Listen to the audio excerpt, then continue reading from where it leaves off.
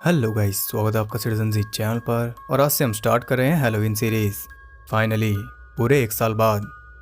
ये एक slasher franchise है जिसमें अभी तक 11 मूवीज आ चुकी हैं, जिनमें से 2 रीबूट्स में ऑलरेडी कवर कर चुका हूँ। यानी कि इस सीरीज में मैं 9 मूवीज को कवर करूंगा। ये हमारी हॉरर लेजेंड सीरीज का भी हिस्सा होगी। इसका हॉरर लेजेंड है माइकल मायर्स, जिसे आप सब ने देखा ही होगा। इस सीरीज में आप माइकल के बारे में सब कुछ जान जाओगे। तो हम स्टार्ट कर रहे हैं 1978 में आई हैलोवीन से। इसके राइटर, डायरेक्टर और म्यूजिक प्रोड्यूसर है जॉन कारपेंटर, जो कि एक लेजेंडरी फिल्म मेकर हैं। ये मूवी जानी जाती है इसकी डायरेक्शन और इसके म्यूजिक के लिए, यानी कि बेसिकली जॉन कारपेंटर के लिए। इसकी को राइटर और प्रोड्यूसर है डेबरा हिल, जो कि उस वक्त जॉन कारपेंटर की गर्लफ्रेंड थी। जो कुछ भी आप इस मूवी के बारे में जानना चाहते हो, इस वीडियो में आपको वो सब कुछ पता चल जाएगा, including many facts.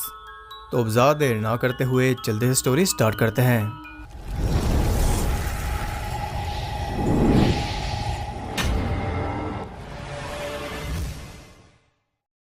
Movie start होती है 1963 की हैलोवीन को हैडनफील्ड नाम के एक टाउन में।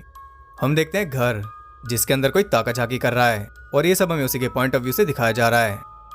अंदर वो देख रहा था एक यंग कपल को। उन दोनों के ऊपर जाने के बाद वो घर में एंटर होता है और किचन से उठा लेता है एक नाइफ।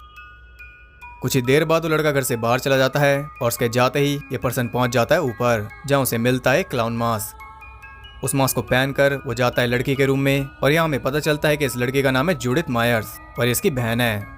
अब आप समझ ही गए होंगे कि ये माइकल है। यहाँ वो जूडिथ को कई बार स्टैब करके मार देता है। इसके बाद वो जाता है घर के बाहर, और उसके पेरेंट्स भी घर पहुंच चुके थे। माइकल को देखकर ही वो दोनों काफी घबरा गए थे, क्योंकि उसके हाथ में खून से सना चाकू जो था।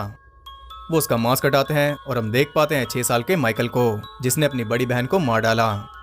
इसका फेस देखकर आपके मन में कई सारे सवाल आ रहे होंगे, लेकिन जवाब आपको नहीं मिलने वाले। इसके बाद माइकल को डाल दिया गया स्मिथ ग्रोव सैनिटेरियम में, जहां रहते हुए उसे 15 साल बीत चुके हैं। अब ये दिन है 30 अक्टूबर, और हम देखते हैं डॉक्टर सैमुअल लूमिस को, जो कि 15 सालों से माइकल का साइकेट्रिस्ट है। वो अपनी कलीग मैरियन के साथ सैनिटेरियम में जा रहा है, और वहां से वो माइकल को कोर्ट लेकर जाएंगे उसकी केस की सुनवाई के लिए। डॉक्टर लूमिस बताता है कि माइकल ने इन 15 सालों में एक वर्ड नहीं बोला, वो प्योर ईविल है, और लूमिस नहीं चाहता कि कभी वो सैनिटेरियम से बाहर निकले।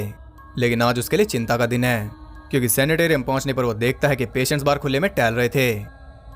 वो जल्दी से मेन गेट पर जाता है, और तभी एक आदमी उनकी कार पर चढ़कर मैरियन के ऊपर अटैक कर देता है। डर के मारे वो कार से निकल जाती है, और वो आदमी उसकी कार लेकर वहां से फरार हो जाता है। वो और कोई नहीं बल्कि माइकल ही था। जब वो बचपन से यहाँ बंद है, तो उसे कार चलाना किसने सिखाया? इसके डिफेंस में ये थ्योरी आती है कि जब भी लूमिस उसे कोर्ट लेकर जाता था, तब वो देखता था कि कार कैसे चलाई जाती है। अब भले ये उतनी इफेक्टिव नहीं है, लेकिन आपको इसी से काम चलाना पड़ेगा। खैर, अब माइकल भाग चुका है, और लूमिस जानता है कि वो अपने टाउन ही जाएगा। अब हम आ जाते हैं उसके टाउन में, और आज दिन है हैलोवीन का। हम देखते हैं लॉरी स्ट्रोड को, जिसका रोल किया है जेमी ली कर्टिस ने, और वो सबसे ज्यादा फेमस स्क्रीम क्वीन है। आज रात लॉरी बेबी सिटिंग करेगी टॉमी की। स्कूल जाते हुए रास्ते में पड़ता है मायर्स हाउस, जिसे पूरा टाउन हॉन्टेड मानता है। लॉरी वहां पर उस घर की चाबी रख देती है, क्योंकि उसके डैड एक रियल एस्टेट एजेंट हैं, और वो उस घर को बेचना चाहते हैं। लेकिन लॉरी इस बात से बेखबर थी कि अब वो घर खाली नहीं। एक शेप अंदर से उसे देख रही थी, और ये माइकल ही है। इस फिल्म में उसका नाम द शेप भी है, और साथ में बुगीमैन भी। आपको बता दूं कि माइकल हॉरर हिस्ट्री में सबसे बड़ा स्टॉकर है। उधर लूमिस को पता था कि आज रात माइकल तबाही मचाएगा, इसलिए वो भी हैडनफील्ड के लिए निकल जाता है। इधर लॉरी अपनी क्लास में थी, तभी अचानक वो देखते हैं कि बाहर से कोई उसे घूर रहा है, और कुछ देर बाद ही वो गायब हो गया था। अब माइकल सिर्फ लॉरी को स्टॉक नहीं कर रहा, वो टॉमी के पीछे भी है। उधर लूमिस एक जगह पर रुककर हैडनफील्ड पुलिस को आगाह कर रहा था, तभी वो देखता है एक अबैंडन ट्रक को, जिसे देखकर उसे पता चल जाता है कि ये काम है माइकल का। वो जल्दी से वहां से निकल जाता है, और जल्दबाजी में उसने ड्राइवर की डेड बॉडी पर ध्यान ही नहीं दिया। यहाँ से हमें पता चलता है कि माइकल के पास वो कपड़े कहाँ से आए।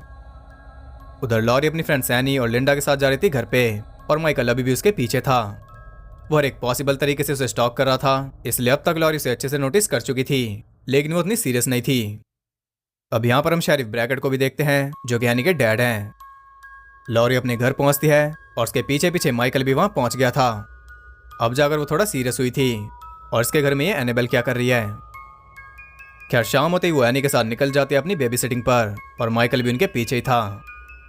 इधर लूमिस भी टाउन में पहुंच चुका था, और सबसे पहले वो जाता है सिमेट्री में। वहां जाकर वो देखता है कि जूडिथ मायर्स का ग्रेवस्टोन गायब था। इससे लूमिस को कंफर्म हो जाता है कि माइकल वहां पहुंच गया। उधर रास्ते में एनी को उसके डैड मिलते हैं एक हार्डवेयर स्टोर पर।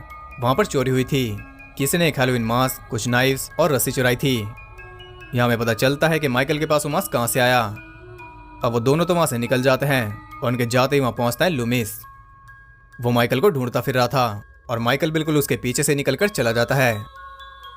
एनी और लॉरी पहुंच जाते हैं अपनी डेस्टिनेशन पर और उनके पीछे माइकल भी। एनी बेबी सिटिंग कर रही थी लिंडसे की और बिल्कुल उसके सामने लॉरी कर रही थी टॉमी की। उधर लूमिस शेरिफ को लेकर पहुंचता है माइकल के घर और अंदर उन्हें मिलता है एक मरा हुआ डॉग जिसे माइकल ने खाया हुआ था। अब शेरिफ तो आसपास चेक करने निकल जाता है, लेकिन लूमिस वहीं पर रुका हुआ था क्योंकि उसे लग रहा था कि माइकल वापस आएगा।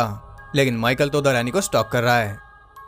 लिंडसे का डॉग उसे देखकर भौंकने लगता है तो वो पहले उसे ही मार देता है। उधर लॉरी और टॉमी देख रहे थे द थिंग, जिसे आगे जाके यानी कि 1982 में जॉन कारपेंटर ने रीमेक किया था। एनी भी लिंडसे को लेकर वहां पहुंच जाती है क्योंकि लिंडसे को लॉरी के पास छोड़कर वो जा रही थी अपने बॉयफ्रेंड पॉल के पास। अब जैसे ही वो कार में जाकर बैठती है उसे कुछ अजीब लगता है और अजीब तो लगना ही था क्योंकि माइकल उसकी कार में जो था। यहाँ वो गला घोटकर उसे मारने की कोशिश कर रहा था लेकिन बात नहीं बन रही थी। तब आखिर में उसे स्टैब करके मार देता है। इसके बाद उसकी बॉडी को घर में ले जा रहा था और तभी उसे देख लेता है टॉमी, लेकिन सैडली उसकी बात पर लॉरी यकीन नहीं करती। कुछ देर बाद लिंडा अपने बॉयफ्रेंड बॉब के साथ वहां पहुंच जाती है। वो दोनों जाते हैं एनी से मिलने, लेकिन एनी उन्हें नहीं मिलती। तब वो कॉल करते हैं लॉरी के पास और लॉरी बताती है कि एनी तो पॉल से मिलने गई है। अब यहाँ उन्हें पूरी आज़ादी मिल चुकी थी। बॉब किचन से बियर लेने जाता है और वहाँ उसका सामना होता है माइकल से, जो कि उसे एक हाथ से हवा में लटकाकर दूसरे हाथ से स्टैब करके मार देता है। ये किल काफी ज्यादा फेमस है। इसके बाद वो कुछ ऐसा रूप लेकर लिंडा के पास जाता है और वो सोचते हैं कि शायद बॉब कोई मजाक कर रहा है, लेकिन जब उसे काफी देर तक कोई रिस्पांस नहीं मिलता तो वो उसे इग्नोर करके कॉल करती है लॉरी के पास और तभी वो उसका गला घोटकर उसे भी मार देता है। उसकी चीखें लॉरी ने भी सुन ली थी। यहाँ क्रीपी सा मोमेंट भी आता है जब माइकल फोन पर लॉरी की आवाज सुनता है। अब लॉरी भी सीरियस हो चुकी थी। दोनों बच्चों को सुलाकर वो उस घर में चेक करने जाती है। उधर लूमिस को भी चोरी हुई कार दिख गई थी, जिससे वो समझ जाता है कि माइकल यहीं कहीं आसपास है। वो भी अपनी सर्च पर लग चुका था। इधर लॉरी उस घर में जा रही थी लेकिन फ्रंट डोर लॉक था, तो वो पीछे के रास्ते से अंदर जाती है जो कि खुला था। उस घर में पूरी तरह शांति थी, एकदम सन्नाटा छाया हुआ था। वो ऊपर जाती है और यहाँ उसे मिलता है सरप्राइज। बेड पर एनी की बॉडी पड़ी थी और उसके पीछे था जूडिथ का ग्रेवस्टोन। अब क्योंकि ये 70s की मूवी है इसलिए उसे एक एक करके और बॉडीज मिलती हैं। बॉब की बॉडी छत से उल्टी लटकी हुई थी और लिंडा की बॉडी थी क्लोजेट में। अब लॉरी टेरिफाइड थी क्योंकि ये कोई मजाक नहीं था।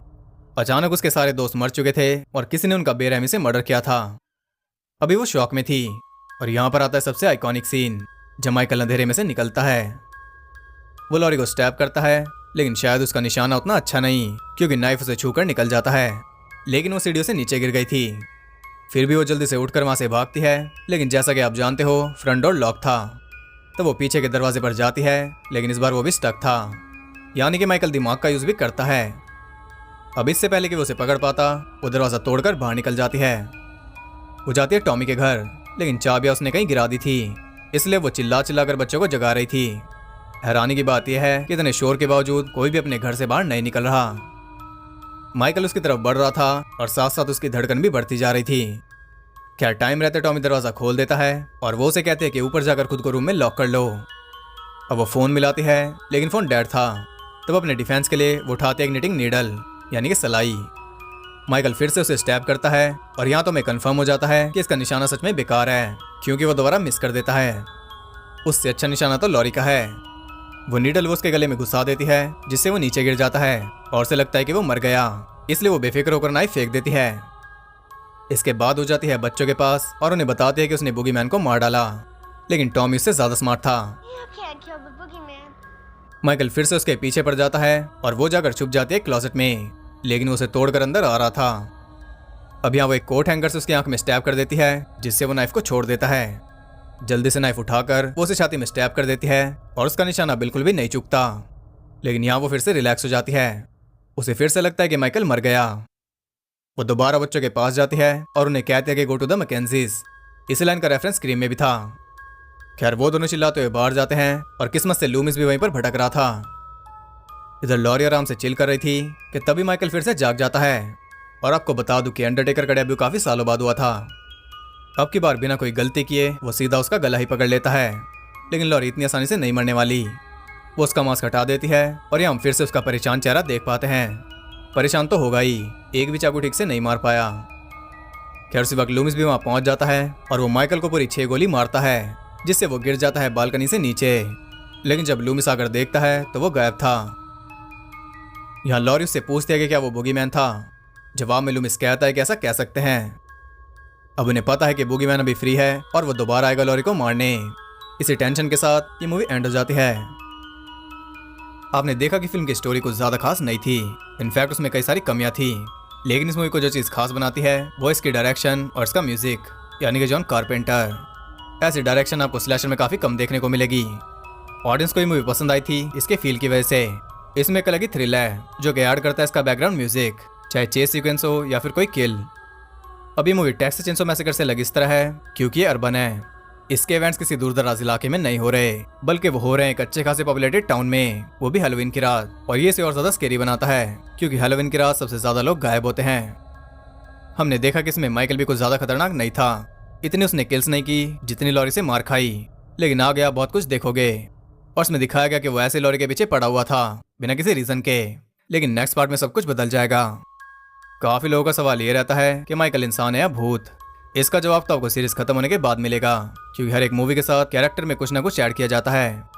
इसमें हमने देखा कि वो एक इंसान ही था, लेकिन डॉक्टर लूमिस के मुताबिक उसकी आंखों में शैतान दिखता है। तो अब बात करते हैं ढेर सारे फैक्ट्स के बारे में। इसका बजट था $3,25,000 और इसने कमाई की थी 7 करोड़ की, जो कि काफी ज्यादा है। उस वक्त ये मोस्ट प्रॉफिटेबल इंडिपेंडेंट फिल्म बन गई थी और आज भी उस लिस्ट में है। इसका खर्चा भी काफी कम था। उस वक्त ऐसी भी मूवीज बन रही थी जिनका सिर्फ एक दिन का खर्चा ही $3 लाख था। इसकी ओरिजिनल स्क्रिप्ट का नाम था द बेबी सिटर मर्डर्स और उसमें हमें कई दिनों की कहानी दिखाई जाती, लेकिन बजट की वजह से इसे चेंज किया गया और सब कुछ एक ही दिन में दिखा दिया गया। इससे कॉस्ट्यूम का खर्चा भी बच गया और फिल्म में सभी एक्टर्स ने अपने खुद के कपड़े पहने हुए थे।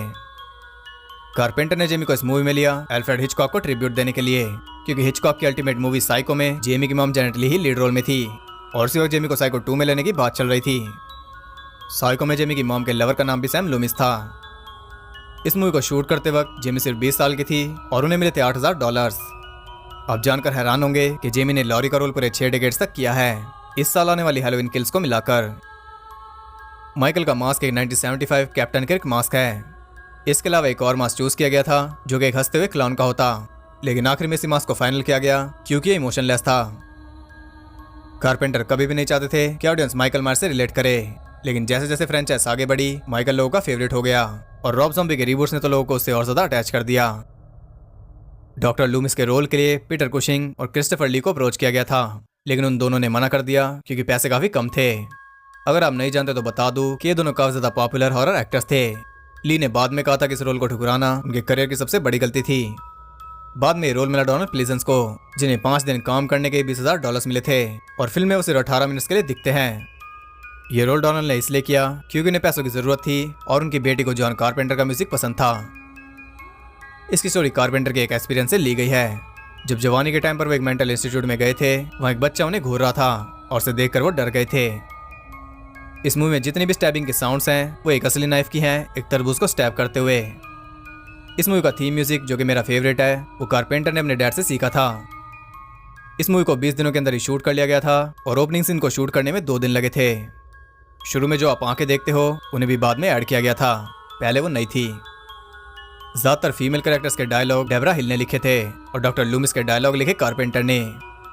माइकल मायर्स का घर एक लोकल अबैंडन हाउस था। ओपनिंग सीन के लिए पूरे क्रू ने उसे साफ किया था और उस सीन के लिए उन्हें कोई बच्चा नहीं मिल रहा था, इसलिए जो हाथ आप देखते हो वो डेबरा हिल का था। माइकल मायर्स नाम था कारपेंटर की पिछली फिल्म के यूरोपियन डिस्ट्रीब्यूटर का। उसे थैंक्स बोलने के लिए ये नाम रखा गया। माइकल मायर्स ना तो भागता है और ना ही बोलता है। इस मूवी में टोटल 5 लोगों ने माइकल का रोल किया, लेकिन मेन एक्टर थे निक कासल, जो कि कारपेंटर के दोस्त थे और वो तो सिर्फ शूटिंग देखने के लिए सेट पर आते थे, लेकिन निक को ये रोल मिल गया। डेबरा हिल और जॉन कारपेंटर जेमी के पेरेंट्स की तरह थे। जब 1979 में उनका ब्रेकअप हुआ तो जेमी बहुत रोई थी। डेबरा हिल के मुताबिक लॉरी स्टोर नाम था कारपेंटर की पहली गर्लफ्रेंड का। माइकल रहता है हैडनफील्ड में। हैडनफील्ड डेबरा के होम टाउन का नाम है। कारपेंटर को इस मूवी के लिए सिर्फ $10,000 मिले थे, राइटिंग, डायरेक्शन और म्यूजिक प्रोडक्शन करने के बावजूद, जबकि डेबरा हिल ने काम किया था परसेंटेज पर। और क्योंकि मूवी ने 7 करोड़ कमाए तो उन्हें अच्छा खासा फायदा हुआ। जो छोटा माइकल था बाद में वो एक पुलिस ऑफिसर बन गया था क्योंकि उसे एक्टिंग में कोई दिलचस्पी नहीं थी। इसकी 10वीं सालगिरह पर रिलीज हुई थी हैलोवीन 4, 20वीं सालगिरह पर आई थी हैलोवीन H2O और 40वीं सालगिरह पर आई थी हैलोवीन। सिर्फ 30वीं सालगिरह पर कोई फिल्म नहीं आई क्योंकि 29वीं और 31वीं सालगिरह पर रॉब ज़ॉम्बी की हैलोवीन और हैलोवीन 2 आई थी। इस मूवी में 7 कैरेक्टर्स हैं जिनके नाम शुरू होते हैं L से।